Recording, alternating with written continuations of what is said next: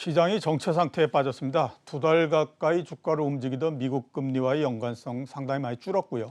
개별 재료도 하루 이틀 정도 주가를 움직이는 데 그치고 있는 상태입니다. 시장은 경제를 한쪽에 놓고 보는 부류와 주가를 한쪽에 놓고 보는 부류로서 지금 나눠져 있는 상태인데요. 이 둘의 균형이 어느 정도 깨져야지만 주가의 방향성이 좀 나오지 않을까라는 생각이 듭니다. 자, 그래서 오늘은 주식시장에 대해서 알아보는 시간을 갖도록 하겠습니다. 김일구 하나투자증권 수석 이코노미스트 나오셨습니다. 안녕하십니까? 안녕하십니까? 예, 잠깐 안내 말씀을 좀 드리도록 하겠습니다. 주식경제에서는 실시간으로 시청자 여러분들의 궁금한 점을 속 시원하게 풀어드리도록 하겠습니다. 지금 한국경제TV 유튜브 라이브 채팅창으로 궁금한 점을 질문해 주시기 바랍니다. 예, 어제 미국 시장도 그랬고요. 한 2, 3주 동안에 걸쳐서 보면 미국 시장도 이제 좀 방향성이 약해지지 않았나라는 생각이 듭니다. 하락도 크게 하지는 않지만 상승도 일정 수준이 되면 계속해서 걸리는 형태의 모양을 지금 계속 보이고 있거든요. 박스권으로서 지금 바뀌었다. 이렇게 봐도 무방할까요? 어떻게 보십니까? 네, 그렇죠. 미국 시장 지금 뭐 박스권에 들어가 있는 건 분명한 것 같고요. 그러니까 경기 부양책 이런 걸로 해서 좀 상승을 했는데 예. 사실 주식 시장이라고 하는 게 결국은 뭐 경기가 좋아지면서 기업 이익이 증가해야 되는데 올해 상반기에는 미국 애널리스트들 예상치를 보면 기업 이익이 작년 3분기, 4분기보다 올해 1분기, 2분기가 좀 안 좋아요. 예. 예상치 자체가. 이거는 작년에 경기 부양책을 쏟아부은 효과로 인해서 단기간에 기업 실적이 좋아진 게 있는데 예. 올해는 어쨌든 경기 부양책이 좀 늦게 나왔고 예. 그렇기 때문에 지금은 뭐 기업의 실적 가지고 이야기할 수 있는 그런 단계는 아니죠. 그러니까 예. 경제가 재개가 되면 좋아질 거야라는 걸로 주가가 좀 올라가다가 최근에 유럽 쪽에서 이 3차 대유행 이야기가 나오면서 다시 좀 하락을 하고 왔다 갔다 하는 그런 움직임인 것 같습니다. 예. 자, 말씀하셨던 거에서 몇 가지 일단 좀 여쭤보도록 하겠습니다. 우선은 이제 증세 부분인데요. 옐렌 장관이 3조 달러 정도의 재정 지출하기 위해서는 증세를 해야만 된다라고 얘기를 했습니다. 앞으로 시간을 두고 계속해서 증세 논쟁이 이제 불붙을 걸로 그렇게 생각이 되는데요. 일단 한번 얘기를 했으니까 뭐 미국 행정부 입장에서도 어떻게 하든지 관철을 시킬 수밖에 없는 그 상황이니까 증세 논쟁이 과연 주식시장에는 어떤 영향을 줄 거라고 지금 보십니까? 요 문제 조금 정리를 하자면 사실 2조 달러의 인프라 투자를 하겠다라는 거는 그 전에 트럼프 대통령이 그 대통령 선거 유세할 때부터 했던 이야기죠. 네. 그래서 트럼프 대통령의 초반에 이 2조 달러 인프라 투자를 통과시키려고 하다가 당시에 이제 증세나 여러 가지 감세나 여러 가지 것들이 많아서 당시에 공화당 민주당이 합의를 봤습니다. 예. 2조 달러 인프라 투자는 다음 정권에서 하자. 다음 정권에서. 네, 그렇기 때문에 2조 달러는 이미 민주당 공화당이 합의가 된 사항이라고 봐야 되겠죠. 예. 여기다가 민주당이 약 한 1조 달러 정도를 더 올렸는데 그러니까 이 2조 달러는 이미 재원까지도 생각을 해놓고 하기 때문에 별 이슈는 없습니다. 근데 이 1조 달러 중에서 한 6천억 달러 정도가 친환경 쪽으로 해서 민주당이 새로 올린 것이죠. 여기 대해서 이제 공화당이 반발을 하는데 그 재원 어떻게 할 거냐. 3조 달러 전체 재원이 아니고 이 6천억 달러와 관련된 재원이 민주당에서는 증세를 통해서 해결하겠다. 그렇게 나오니까 이제 지금 공화당하고 상당히 좀 논란이 벌어지는, 왜냐하면 공화당은 증세에 반대하니까. 근데 이런 경우에는 뭐 트럼프 대통령도 그랬습니다만 증세든 감세든 이게 민주당 공화당이 한쪽이 격렬하게 저항하는 이런 이슈면 이게 통과가 보통 8월 9월까지 가야 됩니다. 그러니까 그동안에 많은 논의 절차를 거치는 것이죠. 그러니까 다수당 일방적으로 밀어붙이는 게 아니고, 그렇기 때문에 제가 볼 때는 뭐 결국은 여름쯤에 증세를 하고 지금 민주당이 원하는 3조 달러의 재정 지출 상당 부분이 이미 예전부터라도 지출하기로 돼 있었던 인프라 부분이고, 나머지 이제 한 6천억 달러 정도는 친환경 쪽으로 들어가는 법안의 통과가 아마 가을쯤에 있을 것 같아요. 가을쯤, 가을쯤에 있을 거다라고 말씀을 하셨고요. 저희가 증세를 말씀을 드리니까 여러분들께서 증세와 관련해서 많은 질문을 좀 주셨는데, 그거를 이제 총괄해서 한번 여쭤보면, 우선 가장 관심을 많이 기울이고 있는 부분이 법인세 부분입니다. 어차피 증세를 하게 되면 부유세 아니면 법인세, 이게 가장 큰 틀이 될 걸로 그렇게 보이는데, 법인세를 인상을 하게 되면 우리가 그 트럼프 행정부 제일 처음 출범했을 때 법인세를 인하하지 않았습니까? 그러면서 기업이익이 늘어났던 걸로 지금 기억이 되는데, 그러면 법인세를 인상하게 되면 기업이익이 줄어들기 때문에 주식시장에 안 좋은 영향을 줄 거라고 보이는데, 거기에 대해서는 어떻게 지금 보십니까? 일단 뭐 이번에 증세에서 개인소득세는 크게 문제가 되지는 않습니다. 왜냐하면 우리 돈으로 2억 연소득 뭐 저기 꽤 높은 수준 이외에서 증세가 이루어지는 거기 때문에 예. 대부분의 미국 그 가계에는 영향을 못 미친다고 봐야 되고, 법인세인데 트럼프 대통령 때 법인세 유효세율을 획기적으로 인하를 했죠. 그렇죠. 그러니까 이게 명목적으로 뭐 법인세 기업이 벌어들인 순이익의 몇 퍼센트다 이게 문제가 아니고 실제로 기업이 이익 부담을 그 세금 부담을 줄이기 위해서 주로 뭘 했느냐면 투자에 대한 세액 공제 이런 걸 했습니다. 이렇게 네. 하면서 실제로 기업이 지출하는 세금 부담을 확 줄여준 것이죠. 그러면서 S&P 500 기준으로 보게 되면 당시 2017년, 18년 2년에 걸쳐가지고 매출액이나 영업이익의 증가가 아니고 세금에 인한 감세로 인한 순이익의 증가가 약 한 20% 정도가 있었습니다. 예, 20%. 예, 주가 상승도 한 30% 정도 2017년에 나타났던 게 이 법인세 인하 때문이었는데, 이거는 주로 어느 부분에 주로 영향을 미치느냐면 투자를 많이 하는 쪽이 예. 감세의 혜택을 받았겠죠. 그렇죠. 그 투자를 예, 많이 예. 하는 쪽이 주로 IT입니다. IT, 기술주. 예, 지금 이야기하는 기술주들이 증세로부터 타격을 받는 이유가 그 이전에 이제 그냥 순이익에 대해서 얼마 이렇게 때리는 게 아니고 유효세율을 낮췄던 걸 다시 올리기 때문에 투자를 계속할 수밖에 없는 이 기술 기업들이 이제 가장 증세 영향을 많이 받는다고 봐야 되겠죠. 예. 질문이 들어와서 제가 간단하게 좀 그 대답을 좀 듣도록 하겠습니다. 존성이라는 분이네요. 법인세 인상이 러셀 2000 지수에는 어떤 영향을 줄까요? 라는 겁니다. 그 아마 중소형주에는 어떤 영향을 주느냐라고 하는 질문인 것 같은데요. 아무래도 이제 전체 기업들한테 다 영향을 주게 돼 있습니다. 예. 유효세율이기 때문에. 근데 제가 좀 전에 말씀드린 것처럼 주로 영향을 좀 부정적인 영향을 많이 받는 쪽은 투자를 많이 하는 쪽이에요. 투자를 많이 하는 쪽. 예, 많이 하는 쪽이고, 투자를 잘 안 하는 쪽은 오히려 이제 이 혜택이 그 부정적인 영향이 거의 없다고 봐야 됩니다. 예. 그렇기 때문에 러셀 2000 같은 경우에는 이게 투자를 많이 하는 쪽도 있고 안 하는 쪽도 있어요. 그렇죠. 예, 예. 이게 러셀 2000은 소형주이기 때문에 이게 영향을 덜 받는다, 많이 받는다 이렇게 판단하기는 좀 어려운 것 같습니다. 근데 만약에 이게 이번에 법인세 세율 인상이라고 하는 게 그냥 우리나라에서는 흔히 그런 것도 많이 하거든요. 그러니까 뭐 순이익 얼마 이하는 세율 인상 없고 예. 순이익 얼마 이상 세율 인상이 있다 예, 이런 그렇죠. 식으로. 그렇게 많이 하죠, 우리. 네, 지금 미국의 소득세 인상은 이렇게 하는 건데, 이런 식으로 하는 거면 뭐 소형 기업들에 대해서 세금 인상 안 하고 큰 예. 기업들, 돈 많이 버는 기업들에서만 세금 인상한다면 러셀 2000의 영향은 이제 부정적인 영향 없을 것이다 이렇게 말씀드릴 수 있는데, 지금 논의되고 있는 게 그런 식이 아니에요. 그런 예. 식의 명목 세율 조정이 아니기 때문에 투자하는 기업들한테는 다 영향을 미친다고 봐야 될 것 같습니다. 예, 알겠습니다. 그리고 푸른하늘님이 질문을 하셨는데요. 미국의 법인세 인상을 하면 우리 기업들의 경쟁력이 높아지는 게 아니냐라는 그 질문하셨거든요. 거기에 대해서는 어떻게 보십니까? 뭐 그럴 수 있는 부분이 있죠. 근데 그렇죠. 사실 예. 2017년에 미국이 법인세율을 인하했다고 해가지고 우리 기업이 뭐 그렇게 큰 타격을 입었던 거는 아니고요. 예. 그리고 미국이 그 당시에 이제 트럼프 대통령이 내세웠던 거는 그 이전 오바마 대통령도 추진했던 리쇼어링, 예. 세금 부담 때문에 나갔던 기업들이 다시 들어오게 하겠다라는 건데, 그게 이제 그 유효세율을 인상함에도 불구하고 그 정책은 여전히 계속이 되겠죠. 그렇기 때문에 이게 직접적인 영향을 미칠 거다라고 판단하기는 좀 어려운 것 같습니다. 예, 알겠습니다. 증세 관련해서는 이 정도 하기로 하고요. 앞에서 말씀하셨을 때 이제 코로나 3차 유행에 대해서 말씀을 하셨습니다. 어제 전 세계적으로 거의 60만 명 정도의 확진자가 발생을 해서 60만 명 정도면 12월 달 수준 정도입니다. 그래서 원래 당초 예상은 백신을 접종하는 것도 있고, 그 다음에 북반구의 온도도 올라가고 그러기 때문에 이게 좀 확진자가 많이 줄어들지 않겠느냐라고 했는데 거의 지금 반대 상황으로서 지금 가고 있는 상태이거든요.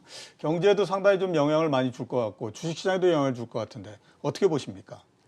상당히 좀 걱정스러운 상황이죠. 우리나라의 예. 경우에도 확진자 수가 이제 꾸준하게 계속 나오고 있고 줄어들지 않고 있고 이게 아무래도 봄이 되면 사람들 활동량이 증가하기 때문에 그런 거 아니겠는가 생각을 예. 해야 될 것 같아요. 근데 뭐 작년처럼 우리가 공포심으로 모든 걸 다 틀어막고 락다운하고 이러는 상황이 아니기 때문에 이게 어느 정도는 유지가 된다라고 보고 그렇게 보면은 최근에 미국 주식시장을 보면 전 세계 주식시장이 좀 조정을 받고 있는데 가장 큰 이유가 5월 6월쯤 되면 본격적인 경제 활동의 재개가 나타나지 않겠는가라는 예. 걸 좀 더 늦춰야 되는 그런 상황인 것이죠. 그래서 본격적인 경제 활동의 재개라고 하는 게 야, 이거 언제 나타날 수 있을까? 올해 여름에는 가능할까? 이런 식으로 좀 늦춰지는 게 예. 지금 가장 큰 이슈인 것 같습니다.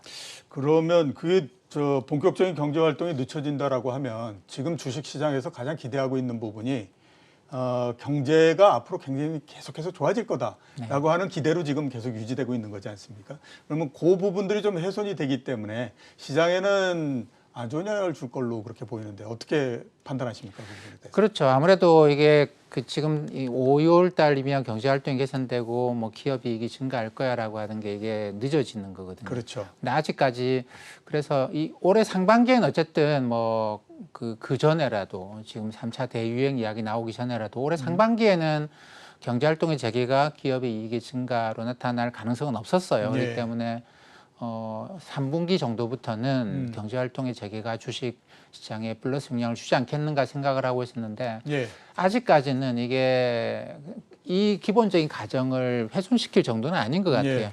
한 분기 정도 더 넘어가야 한 분기 된다. 정도 더 뒤로. 이렇게까지 생각은 안 하는 것 같고 뭐 이러나 저러나 상반기 정도 지나고 나면 아무래도 미국 같은 경우에는 뭐 집단 면역 효과가 올해 여름에는 생기지 않겠는가라는 예. 건 지금까지 아직까지 변화가 없고 유럽에서 좀 변화가 좀 큰 것 같아요.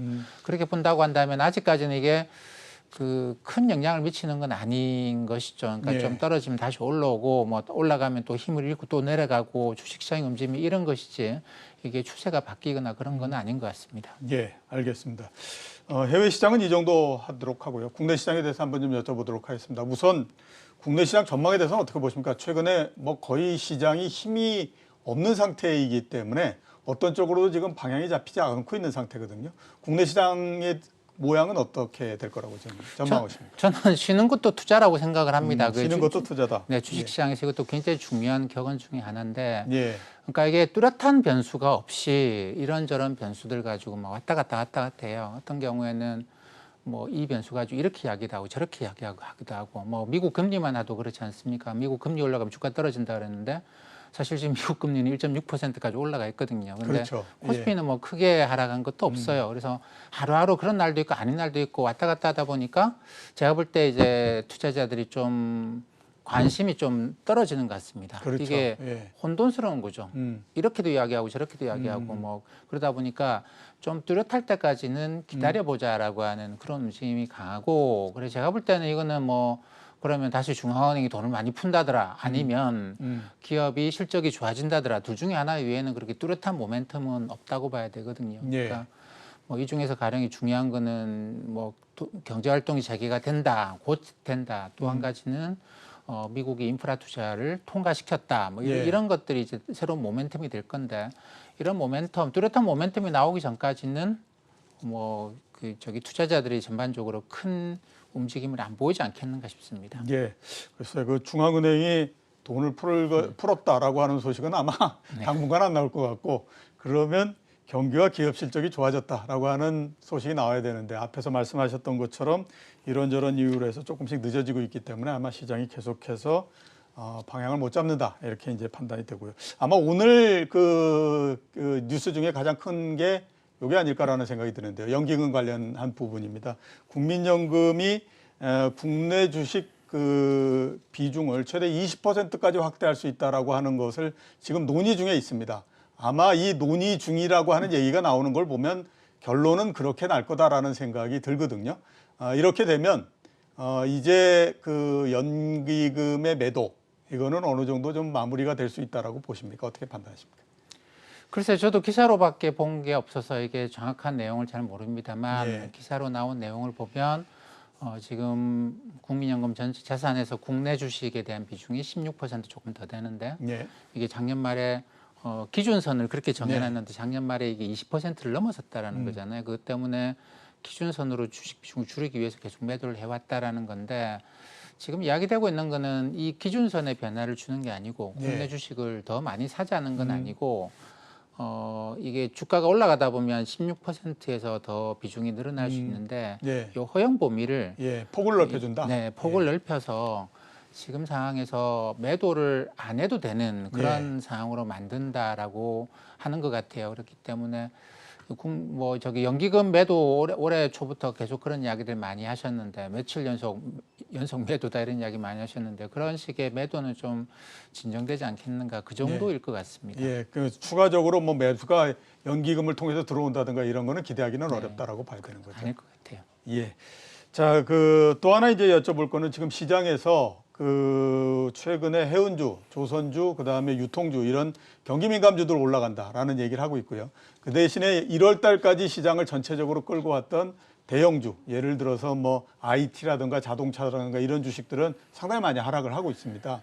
특히 이제 자동차 같은 경우 가장 대표적인 현대차 같은 경우는 보면 물론 장중이긴 하지만 고점 대비해서 지금 거의 30% 정도 하락을 한 상태거든요. 그러면 이런 움직임을 보면 매매 형태가 이제 그 내부 종목이 완전히 어느 정도는 좀 바뀐 게 아닌가 이런 생각도 좀 들거든요. 네. 그 어떻게 지금 판단을 하십니까?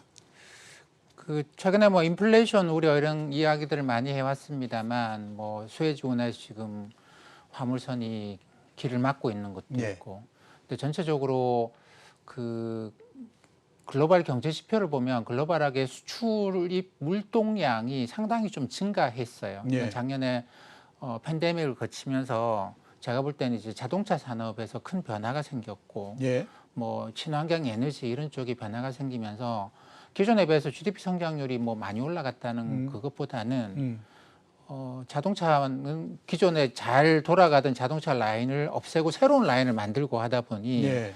몇몇 산업에서 이 그 저기 물동량의 변화가 상당히 크게 나타나고 있는 것 같습니다. 그렇기 네. 때문에 컨테이너나 이런 선박 같은 경우에는 미리 다 예약을 해버리다 보니까 가격이 폭등을 하는 것이죠. 최근에 굉장히 뚜렷하게 나타나고 있는 게 올해 초에 나타나고 있는 게 뭐 이 컨테이너 화물선의 운임이랄지 아니면 PDI와 같은 뭐 벌크선 운임 이런 게 굉장히 큰 폭으로 올라갔거든요. 네. 그걸 보게 되면 기업들이 이 산업의 성장률이 올라간다가 아니라 산업의 어떤 에너지 산업, 자동차 산업 이런 식의 산업에 큰 변화가 생기면서 물동량의 증가가 나타나고 그걸 이제 화물이 계속 증가할 거라는 생각 때문에 일단 잡고 보자. 예. 이런 식의 움직임이 나타나고 있어요. 이게 뭐 일반적으로는 경기 회복의 초기 단계에서 나타나는 움직임이다라고 볼 수도 있죠. 예. 그렇죠. 그러니까 이게 전체 산업에서 나타나는 건 아닌데 우리가 뭐 그동안 주가 많이 올라갔던 그런 산업들 있잖아요. 이쪽 산업들에서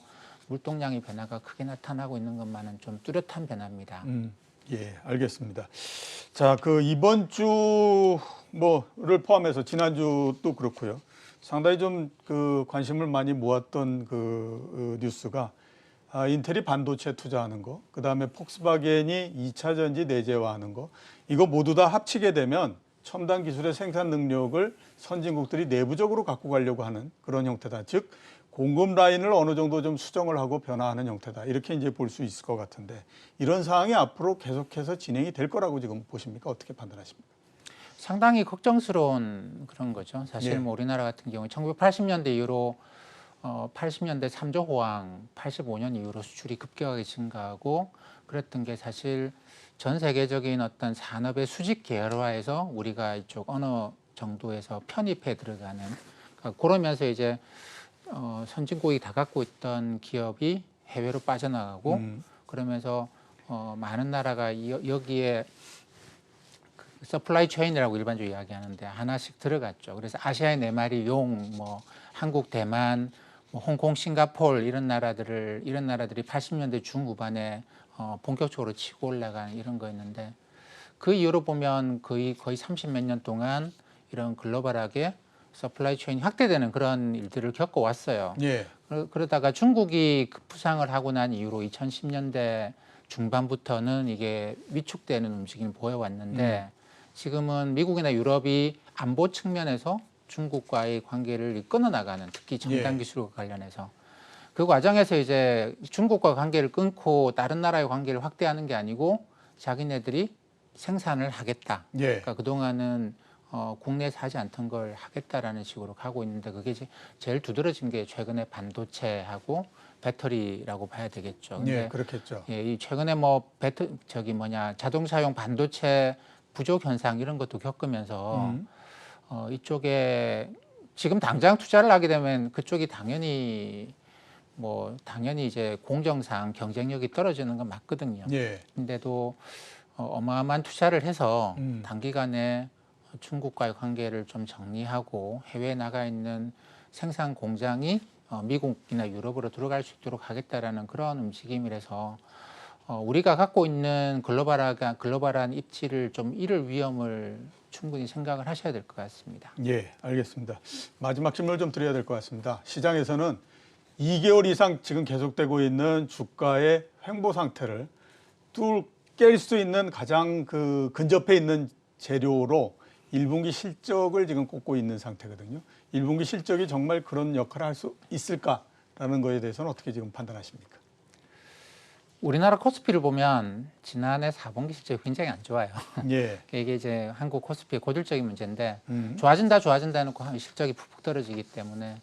근데 지난 일은 지난 일이라 생각하면 1분기 실적은 그보다는 좋게 나오겠죠.